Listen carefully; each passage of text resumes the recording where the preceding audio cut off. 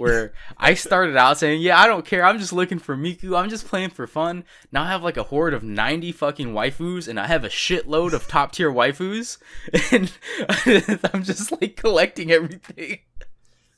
My whale side. The bug got you. My whale side took over, and I'm like lord of the harems now. Fuck this shit, I'm taking them all. I have all the top tier waifus. Get at me, bro.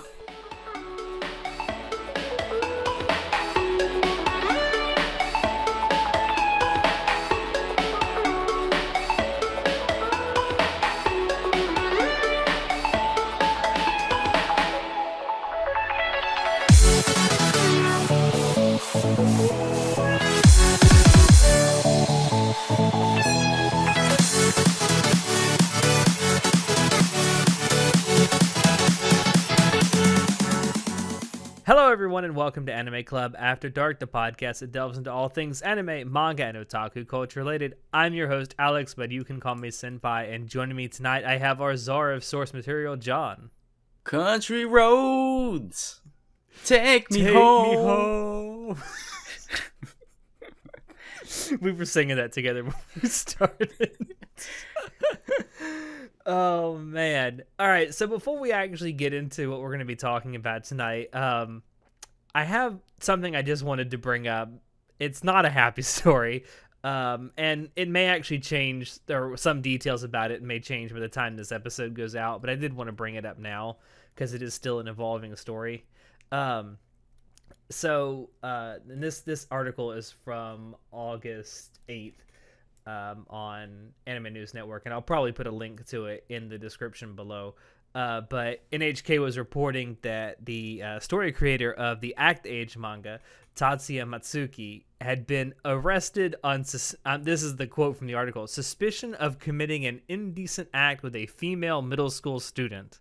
That's disgusting, if it's true. Yeah, supposedly he came up behind the student who was on her bike and touched her inappropriately.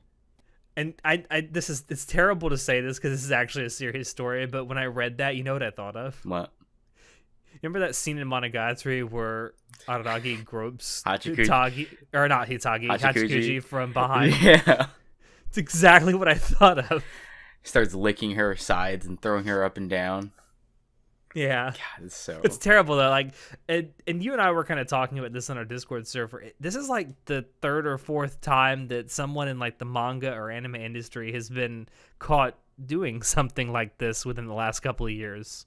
Yeah, it seems like there's a rise in pedophiles like being exposed. Well, I don't think it's a rise in pedophiles.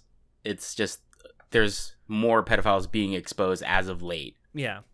Yeah, not that there's more pedophiles now than there ever have been. It's just it's more visible now. Yeah, which is, I mean, it's good that more people are like speaking out and stuff like that. I think. Yeah, but it's also super scary because it's like, how deep rooted is pedophilia in our society? You know, like it's not just in Japan. When you look at like the news in the U.S., the news in like Britain, there was that fucking councilman that was like convicted of having 10 terabytes of child porn in Britain or some shit.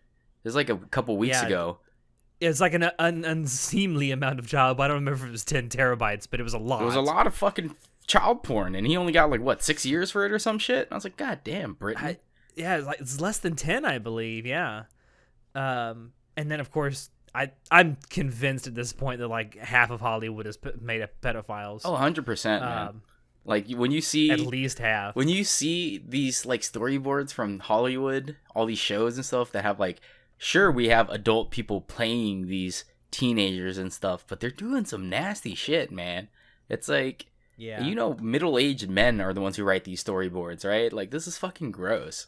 Yeah, and I look at it in the anime and manga industry, and I'm thinking, you know, a lot of this stuff takes place in high schools and middle schools, and it's like middle-aged men and some women too that write this stuff and draw it. And I'm thinking, you know, I think there's a disconnect between, you know, fictional characters and real people, obviously, but some of the stuff that comes out, it just makes me wonder about the people that make it.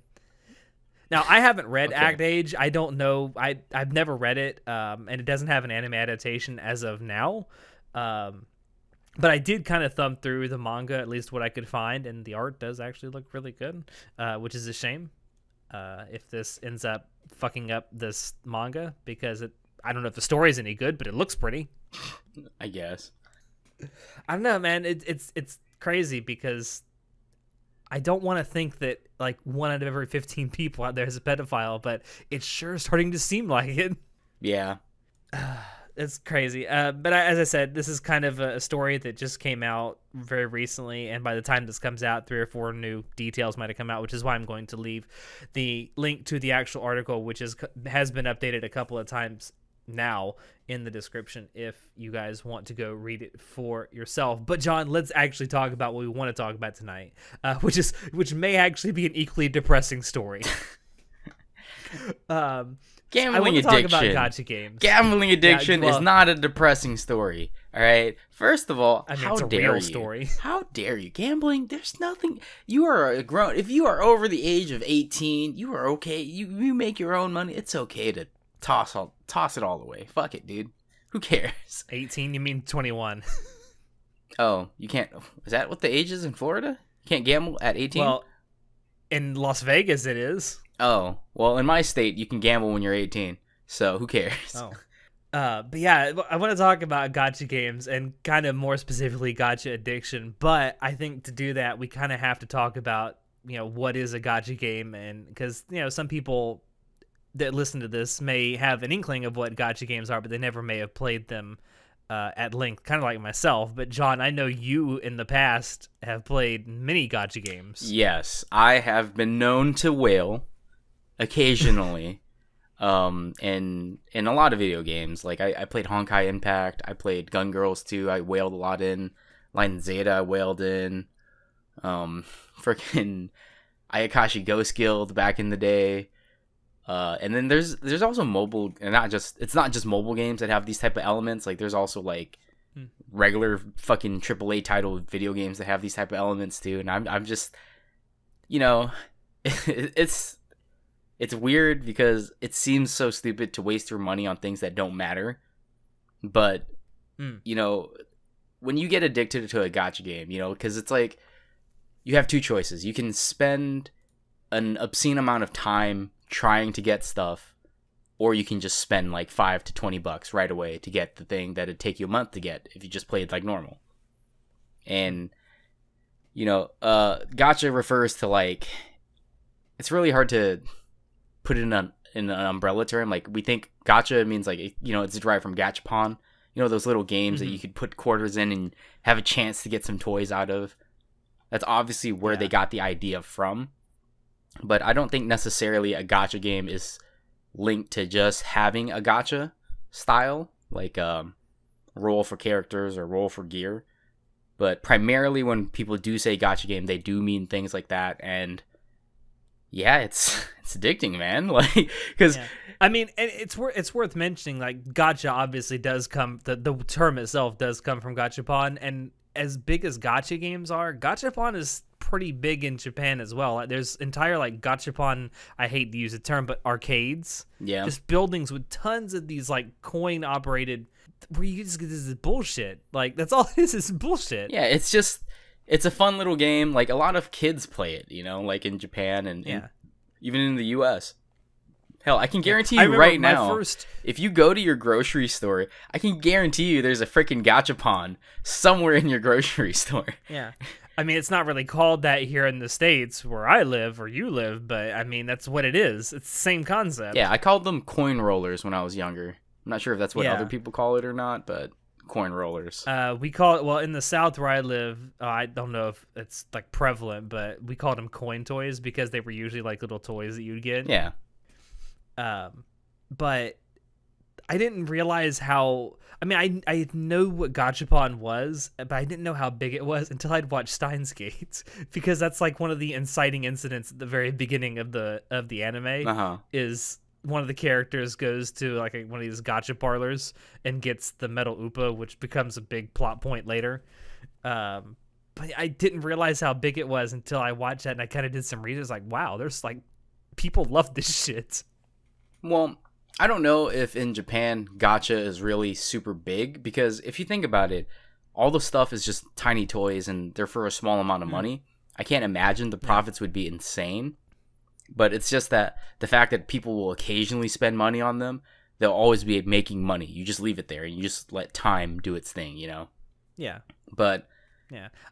That's actually that was just the first time I'd ever actually heard the term gacha. Okay. Yeah. And it's like that was, I don't know, it was my first introduction to it, I guess, because I've personally I've played like games that have loot box mechanics in them. I've never actually used them myself. Okay. But I've never actually played like a mobile gacha game that are like enormously popular. Like Azure and Lane? I've watched people play them. FGO? Fire Emblem Heroes? Well, I fucking hate Fate, so I'm not going to play Fate Grand Order. But no, I think I've watched people play some of these games, and it's genuinely like, because I've been to multiple casinos in my time. In fact, there's one just down the road from where I live, and watching people play these games is just like watching them at the slot machine. Yeah, I mean, so it's super dangerous, right? Like, what I would qualify as a gacha game is any type of game that relies on gacha mechanics, which is rolling or paying a certain currency for gear or characters or whatever, what have you, you know, things that serve an actual purpose in the game. Like you can get better gear, better characters, better skills. That's what I would consider a gacha game. And I wouldn't say it exists purely for mobile devices, because I kind of consider loot boxes like gacha because it's the same type of mechanic, you know, like, except it's almost the exact type of mechanic. Well, it's you pay a currency, either real money or in-game currency, to get a box that has a random reward, right? That's in essence, that's what a gacha game is. You pay a certain currency for a chance at a reward. And sure, you can say like, well, loot boxes don't actually affect your skills and all that stuff. Like, sure, you can say that, but people still spend obscene amounts of money on it, you know, just like a gacha. It's that addictive gambling quality in it. That's what I would consider a gacha. Like, it doesn't have to be something that boosts your skills or anything like that. It could be any type of like loot box, any type of like RNG type of shit where you have a chance of rolling things like a fucking slot machine. That's a gacha game. Yeah. You pay money and for a reward. Yeah, and it's genuinely, I think this. I know there's people that would probably argue the opposite way. I genuinely think it's gambling.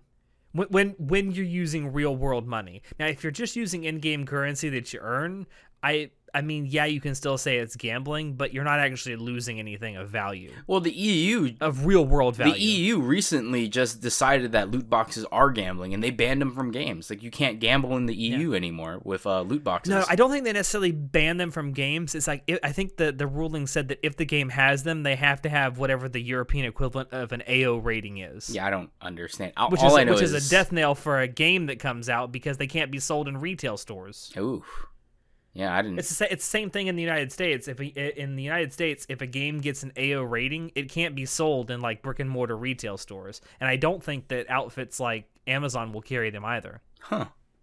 That's interesting. Yeah, I didn't. All I know was the EU apparently said no loot boxes, no more, because people kept spending, like kids, specifically not grown-ups, but kids are spending people's, like their parents' monies on like fucking all this shit. Like there's a story I was reading about this kid who spent, I believe, $15,000 on Fortnite skins and emotes and fucking V-Bucks or some shit when the game first came out. And, you know, that's kind of like, it's not the same thing because you're buying the outfits directly, but it's like, it's that type of mentality where it's like, you can pay real world money for in-game items. Yeah. That it's not a good return on the investment either. My biggest issue is, and you said it, is kids. Like, if you're an adult, especially if you're over the age of 18 or 21 or whatever the legal age to gamble is in the jurisdiction you live in, I don't care. Like, you can still get addicted to it, but at the end of the day, you're an adult, and that's your responsibility to take care of that. My issue is when it involves kids, particularly people under the age of 18. Yeah. Because like you said, I mean, with Fortnite, I mean, that's really popular with kids. But also some of these gacha games that are based on anime properties are really popular with young people too. Yeah, and it's just... like, Fate Grand Order is enormously popular. Yeah, and like with these gacha games, they're like waifu and husbando collector games. So like they'll have Yeah. the same character but like a different outfit, and they'll have slightly better stats. So it's like they employ predatory tactics in these games to try to convince you to buy it. To like, oh, we'll have a rate up, we'll have some special event where if you do so many pulls you get one free. Like they'll have a lot of types of things like that to try to sucker you into paying actual money. And these predatory tactics, like, this is all fine and dandy, I believe. Honestly, it shouldn't be, but I can let it slide because you're an adult. When you're 18 plus, you're an adult. You're responsible for your money. You have to be smart enough to not fall for this shit. And even though I'm saying this, I've fallen for schemes like this before. Like I've played games where I'm like, fuck it, I'm gonna spend like $100. Like I have spent an obscene amount of money on my mobile games before, right? Like I said, I very rarely do free to play because I either will go free to play, which is rare because if a game isn't fun enough that I can play free to play, I won't play it, or I'll just go full on whale. Like I won't even be. I'm never a dolphin. Like dolphin is like a. Should we actually define? Yeah, those terms I realize now that know? if you're not a fucking whale or anything, if you're not into gacha games, you probably don't know these terms. So when you play a game, when you play a mobile game, for example, we usually define people as either free to play, dolphins, or whales. Free to play means you don't spend any money. You just play it. You play the events. Yeah. You just play it like a normal person would. You don't spend any money, which is a good thing. And apparently, some people call those mackerels. Yeah, mackerels. I call them free to plays, but mackerels to keep in with the sea animal, the fish, the ocean theme. Yeah, the ocean theme. Yeah, there's mackerels or free to plays. And then you have a dolphin, who is someone who will take advantage of deals. Like sometimes they'll have like a summer sale, or they'll have like, oh, this $70 package is now only $30. So then they'll spend a little bit amount of money. There are people who aren't very... Or a crossover with another game, which is starting to happen more and more often. Yeah, like Grand Summoners or some shit has a crossover with Konosuba right now, or ReZero. I think so. I know. And that what's that Overlord game, Mass for the Dead? I know they're having some kind of a crossover right now. I just forget who it's with. Oh yeah, that's right. I stopped playing that. I did not. I'm a mackerel for Mass for the Dead. I play it because of Bless Bone Daddy, but you finally got Bone Daddy. Like, I'm done. Well, I didn't get True Bone Daddy. I got Armored Bone Daddy. So I'm trying. Oh, excuse me. Excuse my ignorance. They almost suckered me into paying money, but the last one would be a whale. So whales are a very specific term to gacha games where there's people who spend obscene amounts of money, and we're talking like anywhere between the hundreds to like thousands of dollars a month in a game. And they spend it on, all the game goods, like all the collectible characters. They'll spend a lot of money to roll stuff. They'll do whatever they can to do whatever they need to get what they want in that game. And for a lot of these mobile games and these gacha game companies, whales are kind of what sustain their company. Like, a handful of whales is more important than the rest of the player base. Like, as long as you have 100 people spending $500 a month, you've got, like, what, 50 grand? 5 grand? No, yeah, 50 grand a month. You got 50 grand right out the door. From just 100 people. That's insane. And those are what the terms refer to. And when I say I've whaled, like, I've spent loads of money on certain games before in the past. So it's because it gets addicting. It's when they release an event, just like gambling can be. Yeah, and it's just fucking pixels, and it's so stupid. But you're like, you look at this character, you're like, man, I need this other character in this different skin. They have really good stats. They have really good gear. I need to get this, and they just... And you know what? That's all Fate Grand Order is. It's literally a waifu roller. Yeah, well, I mean, Azure Lane and FGO and all the other, like, Fire Emblem heroes and stuff like that, they're all waifu simulators. Like, they're all just husbando waifu rollers. Like, you don't need these characters. Like, sure, they're better than the free ones, but you don't need them, per se. And it's a weird, like, just a mentality thing, because it's like our fucking roulette chat that we have in our Discord right now, where I started out saying, yeah, I don't care, I'm just looking for Miku, I'm just playing for fun. Now I have like a horde of 90 fucking waifus, and I have a shitload of top tier waifus, and I'm just like collecting everything. My whale See, side. The bug got you. My whale side took over, and I'm like Lord of the Harems now. Fuck this shit, I'm taking them all. I have all the top tier waifus. Get at me, bro.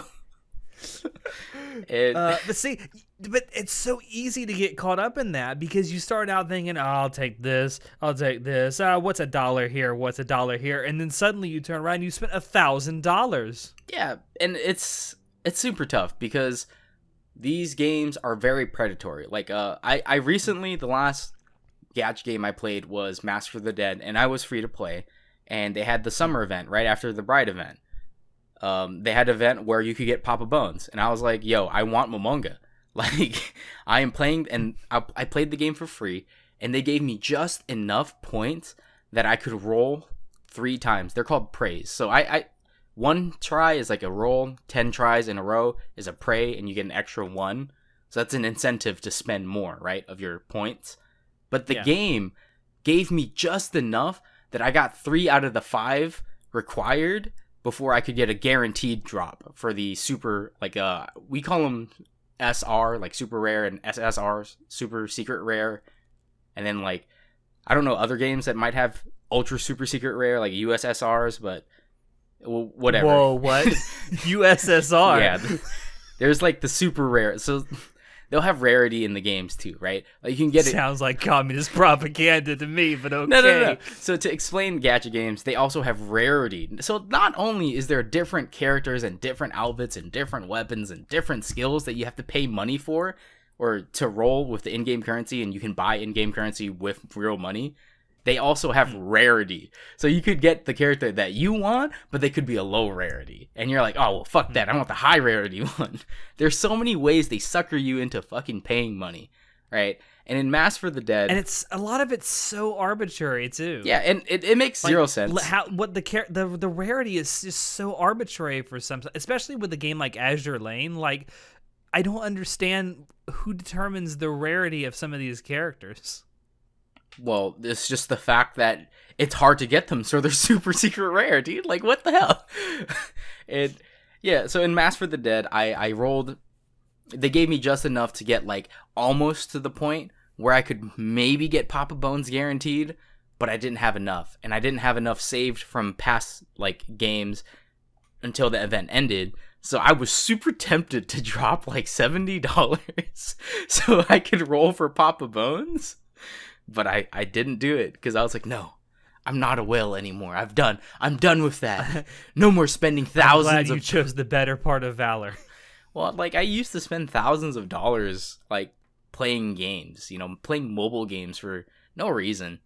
And it's disgusting. It's super predatory and it's super stupid, Yeah. There's no real reason to do it. I get why some people do it because it's just a time killer. Sure. I mean, you go to like a doctor's appointment or something and you got to wait in the waiting room for like 30, 45 minutes. Just pull it out and do your rolls. But, I imagine a lot of free to play or macros do that. And it's like, okay, you're just using it as a time sink. That's fine. I mean, it's your time to waste. Yeah. And like I said before, if you're a full grown adult, you should be responsible enough to use your money in the best way possible. It's just I feel bad because there's probably a lot of kids out there that don't actually have the money, so they're going to steal mommy and daddy's credit card to actually do these damn rolls. Yeah, I mean that's definitely a possibility. Like, I remember when I was younger and I didn't have money, I considered, maybe I should take a sneak at this credit card and I can charge. So it wasn't for gacha games, but microtransactions, right? So another thing that I want to correlate to gacha games is microtransactions. Like, I'm not sure if I would correlate the rise of microtransactions in video games to gacha games, because microtransactions have been around for actually quite a while. Like, if you played in the mid-2000s, free MMOs, they subsisted on microtransactions. And I remember... a lot of people equate microtransactions with, like, AAA titles from, like, 10-ish years ago is when it started to come in. Oh, yeah. People forget that microtransactions have been in MMOs for a very long time. Yeah, and it usually was just for, like, premium content, because it's a free game. Like, maybe they have a VIP service where you can get free stuff. Maybe you get more raids in a day. Maybe you get outfits. Maybe, there's a bunch of shit.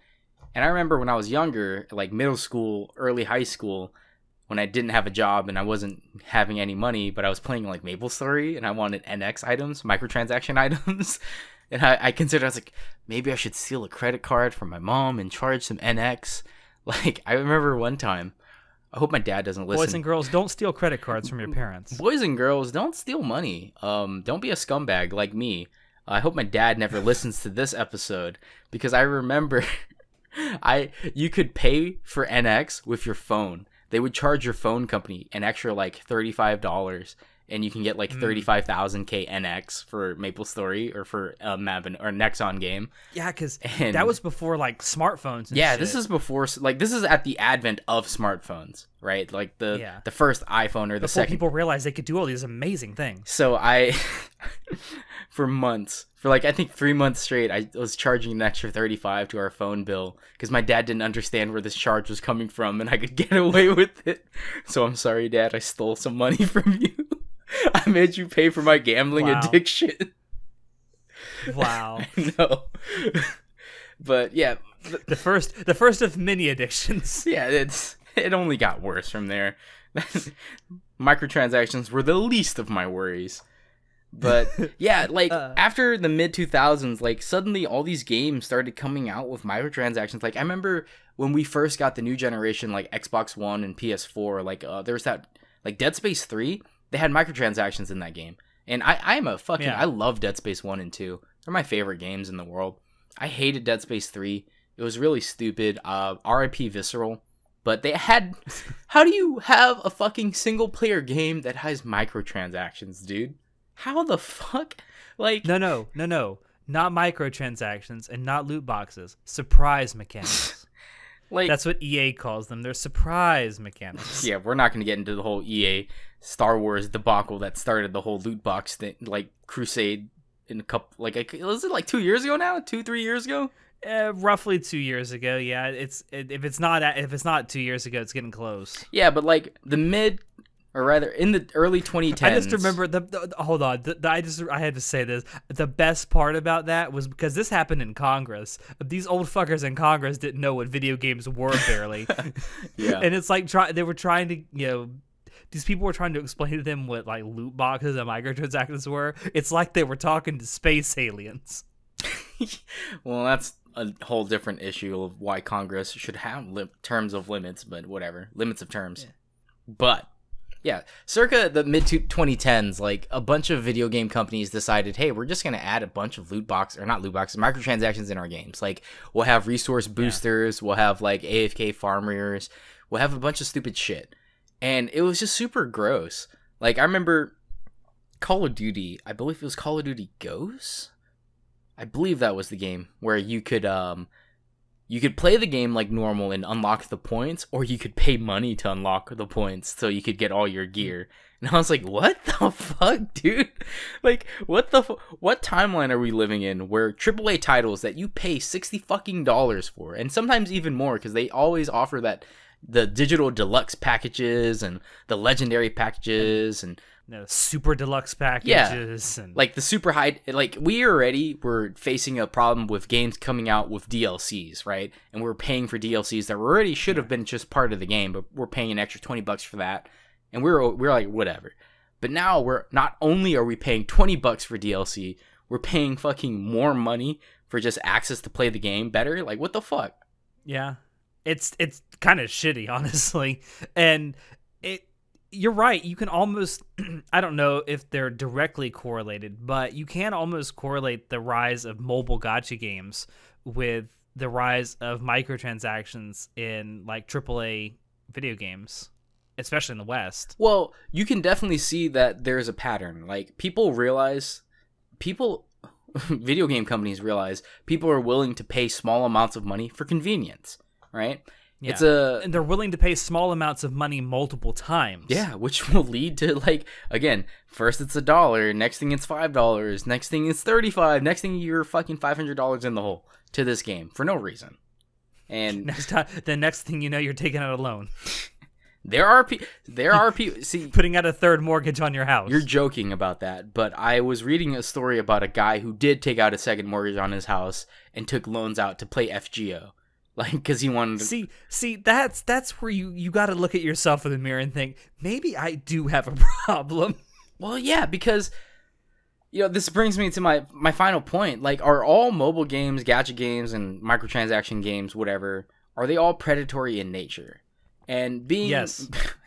Yes. Someone who doesn't even play them can tell you they're predatory. And no, but I say that watching people who do, and I see it's just like watching a gambling addict. It's like watching a drug addict. It's people chasing that next high. And you got to keep feeding it or you're going to get really pissy about it.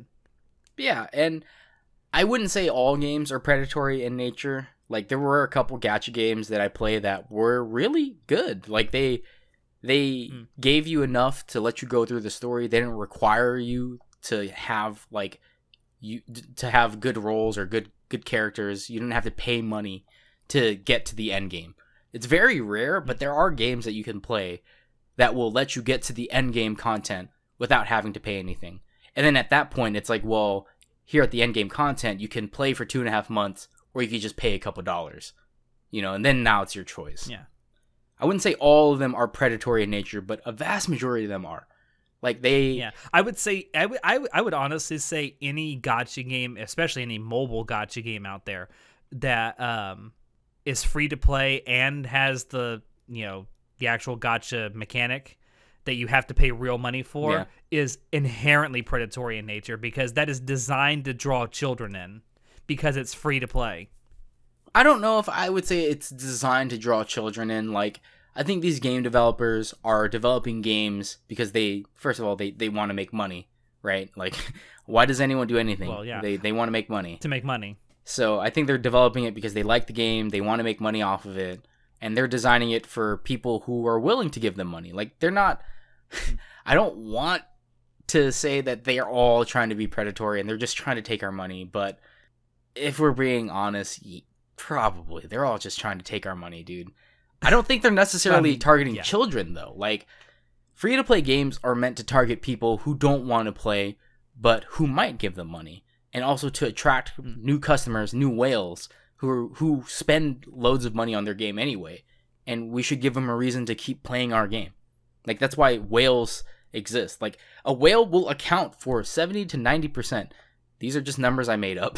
I'm gonna be honest with you, but I feel like it's 70 to 90% of a company's income is based on whales.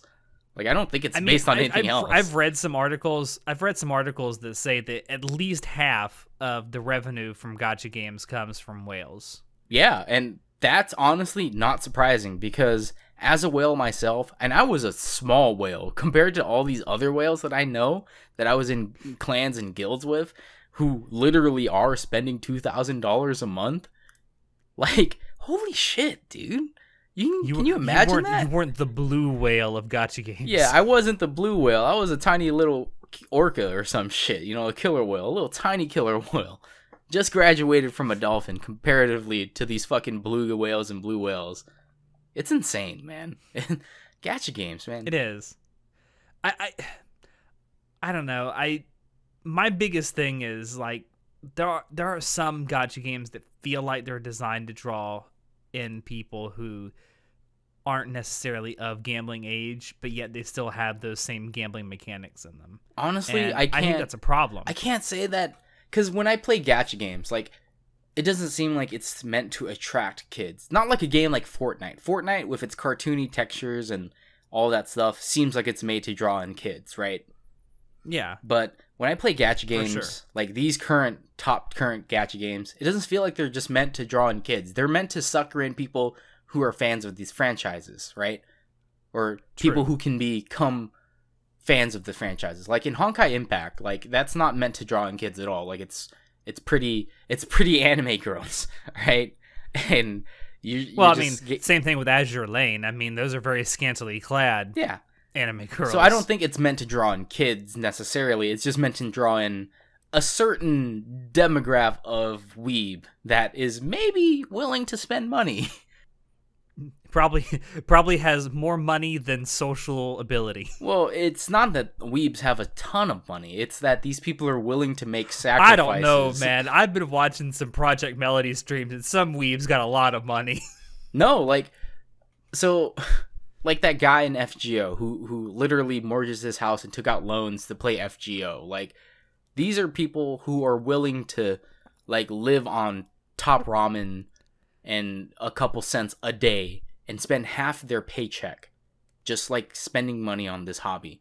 Like, these are the people, these are the whales that we're talking about. They're not all necessarily rich, like, people. A lot of them are just people that have nothing else to spend their money on. Like, they live a very frugal life, and they have a shitload of money that they can just use instead of saving for something else in, like, real life. There are 100% people like that, but then there's people that get in way too deep and, like, literally take loans out to keep feeding this monster. And I think that's the point at which you think this person needs help. Yeah. Because they are clearly addicted. Well, I'd like to view it as, like, obviously I comparatively, equivalently say gacha games are like gambling. It's like a slot machine. You know, it's just another hobby. Mm-hmm. I know plenty of people who are gambling addicts, you know, in my family and stuff like that, and they'd rather spend their money on trying to gamble and win some more money or whatever. But at the end of the day, they're deriving pleasure from the act, right? They like going to the casinos, they like gambling. So it's they like the thrill of the chance. Yeah. So it's not any different to me between someone who wants to gamble with gacha games or someone who wants to gamble in real life. Like, either way, you're paying money to someone for a chance at being happy for a couple seconds before chasing the next high. Like, it's not that much different. No, it's not. It's very, very similar. And at the end of the day, it's that dopamine hit that you're after. Because, like, when you roll a character you really want in a gacha game, I mean, you get that high. It may last for a minute, it may last for an hour, but it's the same dopamine rush. Oh yeah, and the next time when you gamble and you get, like, all sevens across the slot machine. And the next time you want more. You want a better hit, so you spend more. Like, it's crippling, man. It is a crippling addiction to have. It's like I wouldn't say that I gamble regularly, but I do it several times a year because, like I said, I live close to a casino. And the thing is, you got to know when to stop. Like, if you're taking out another mortgage on your house, if you're taking out loans to keep, you know, feeding the gacha beast, you have a problem and you need help. Yeah. But like you said, if you're just doing this to, you know, whittle away the time or because you have some disposable income, more power to you. Yeah, like, it's really, I think gacha games they are predatory in nature for the most part, and it's really up to the players. Like, first of all, people under the age of 18 shouldn't even have access to buy stuff, okay? Like, parents that have kids, let it be known. Don't give your kids a credit card, okay? They're going to run that shit up, okay? Unless you are willing to take the time out of your day to teach them about fiscal responsibility, don't fucking get them. You can give them a phone, sure, but don't give them access to, like, your Apple Pay. I'm not even convinced that 18-year-olds need a phone, but I mean, for jobs, whatever. I'm an old man yelling at a cloud. Pay no attention to me. Yeah, I mean, in my day. God, old man Alex. Like, hey, I am old enough to remember phones with cords. Shut the fuck up. Phones used to have cords? Yes. Oh my god. The one in the kitchen always had a really long cord, so you could take it all the way around the house with you. Are you from the frickin' 70s? Jesus, man. But I do agree. I think that there's a lot of gacha games out there. Actually, I'd say most gacha games out there that I think you shouldn't play them, or you shouldn't be allowed to play them unless you're 18 or older. Yeah, like, honestly, I really wish that gacha mechanics wouldn't be allowed. Like, real money trading shouldn't be allowed for anyone unless they're over the age of 18 or older. Yeah. Right? Yeah. I mean, and again, there are some gacha games like you've mentioned that allow you to do, like, in-game currency that you earn. by doing, whatever. Yeah. And that's different in my opinion, because you can say that it's like gambling, and yeah, mechanically it still is like gambling, but it's not real money. Yeah, it's when real world money comes into the action. And unfortunately, for a lot of gacha games, for the in-game currency stuff, they don't actually use a lot of, like, you don't get a good amount of characters or gear in the real world currency, or in-game currency. It's when you pay real world money for the gachas, the premium gachas is what they actually consider them. That's when you start getting the good shit. So it's like it's super predatory, and I honestly, you know your limits, right? Like, yeah, and like it's just like with actual gambling, know when to walk away from the table. Well, if anything, anyone listening should understand, it's that when you go gambling, right? When I go gambling, whatever money I bring with me, I don't expect to bring any of it back with me home. It's do the exact same thing. I always take out money from my bank account. I'm like, what am I willing to lose? Yeah, because if I'm bringing $700 to spend for the night, I view it just like if I'm going to go out clubbing, or I'm going to go out to the bar and spend obscene amounts of money. I'm going to get like VIP room service or some shit at the club. I'm spending an obscene amount of money, and this is not money that I'm going to get back, because I'm spending this money for my enjoyment. And you should understand that and know that, and set a limit for yourself. Just like in gacha games, I think spending real world money in gacha games, as long as you're over the age of 18, you have stable income or some shit. Like, as long as you understand how much money you have, and you play it carefully and respectfully. You like, just like drinking alcohol, be responsible. Be responsible with your money. Don't fucking take out a second mortgage of your house to fucking play a game. Like, what the fuck? Yeah. I would like to say to anyone listening to this, if you have done these things, if you're constantly, not paying bills to feed the gacha beast, if you're taking out loans, or if you're getting a second or third mortgage on your house, seek help. Seriously. No, gambling addiction is real, and gacha addiction is just like gambling addiction. Do seek help. Like, it's an issue. Yeah. It's an issue, like you say, you deal with in your own family. I've known people who are addicted to it, and it's the same kind of thing as a drug addiction. It will eventually destroy you and the people around you. Yeah. So yeah, like I said at the beginning, it's probably not a very happy topic, but it is one I wanted to talk about, because it's something that, while I don't participate in it, I know there's a lot of people in the anime and manga community that do. I don't remember what sparked the start of this. I think it was because I was playing Mass for the Dead, right? Yeah, you were talking about it to me. I was like, we should talk about this on the podcast, because I know we've never actually talked about gacha games. And you're like, oh, I know a thing or two about gacha games. Oh yeah, I've whaled a couple times in a bunch of different games. I know a lot. I can talk for have these stacks of $1,000 stacks of cash. Yeah.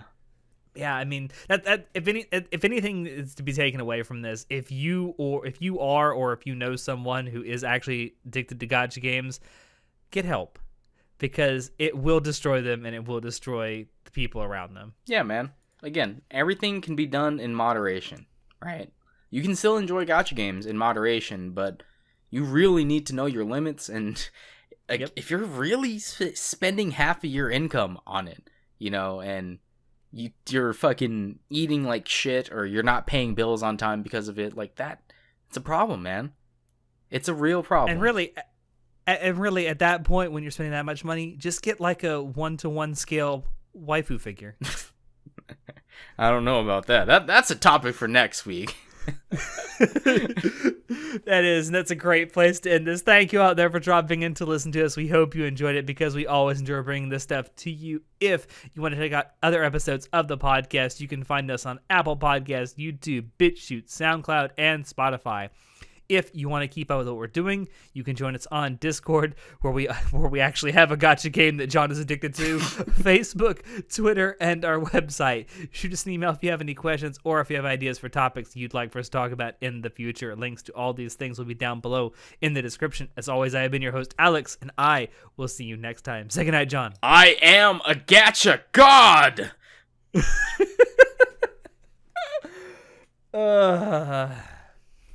Time to go to the bank.